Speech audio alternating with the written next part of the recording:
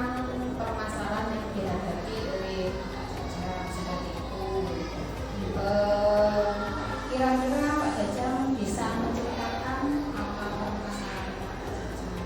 Jadi kemarin saya sudah cerita bahwa saya di sini punya permasalahan terkait dengan pembelajaran saya di kelas. Tentunya ada siswa-siswa yang kemampuannya kurang, juga siswa itu yang kurang motivasi ketika belajar, dan ada juga siswa yang sering mengganggu temannya. Jadi ada siswa yang sudah diatur gitu, jadi seringnya dia mengganggu temannya, tapi dia sebenarnya bisa mengerjakan, tapi karena mungkin dia merasa sudah bisa, makanya dia sering mengganggu temannya itu, jadi temannya merasa terganggu.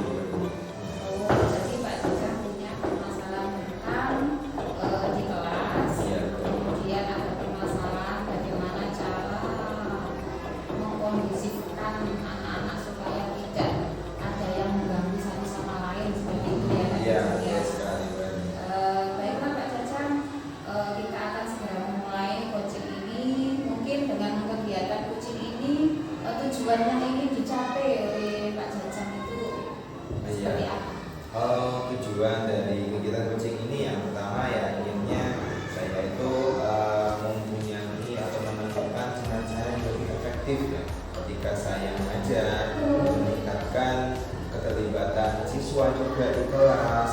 Kemudian ada siswa yang kurang semangat itu, saya inginnya mereka itu termotivasi gitu agar tetap fokus, tetap belajar dengan tenang juga di kelas.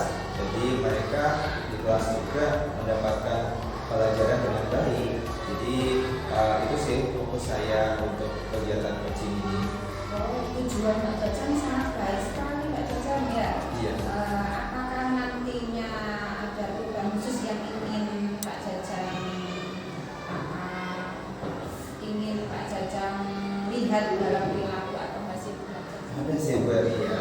Saya sih ingin melihat peningkatan partisipasi siswa, terutama siswa ada yang sifatnya pasif. Itu saya ingin mereka itu aktif ketika belajar, dan yang lebih penting tidak mengganggu temannya.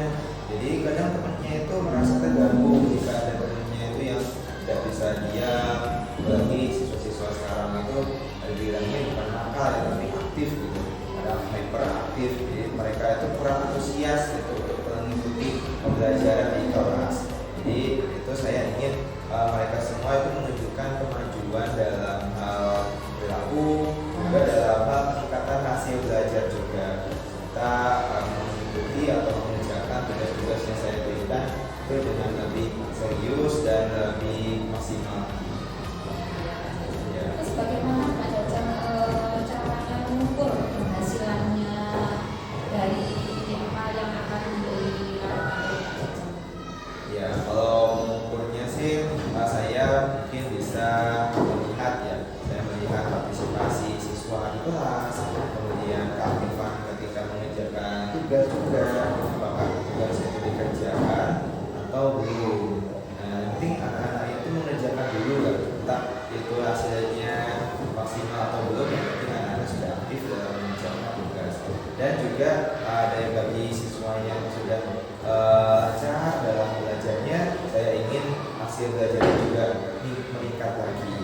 Kemudian itu melihat perubahan dalam sikap juga, sikapnya apakah sudah aktif atau masih mengganggu teman-temannya yang istilahnya dia suka ganggu temannya, tidak mengganggu lagi dan sebagainya. Mungkin itu mengukur keberhasilan dari ujian.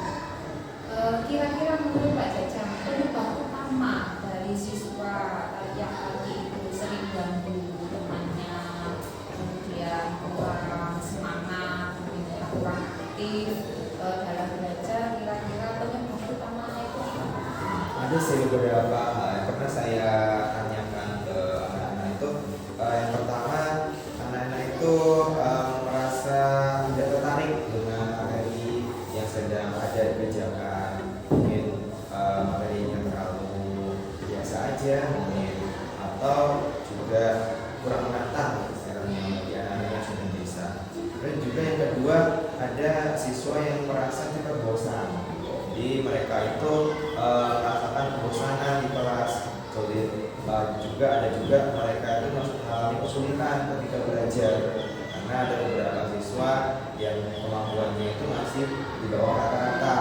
Ya, itu jadinya mereka sulit apa istilahnya ya untuk menerima pembelajaran yang saya berikan. Terus juga yang terakhir saya juga pernah bertanya ada permasalahan keluarga.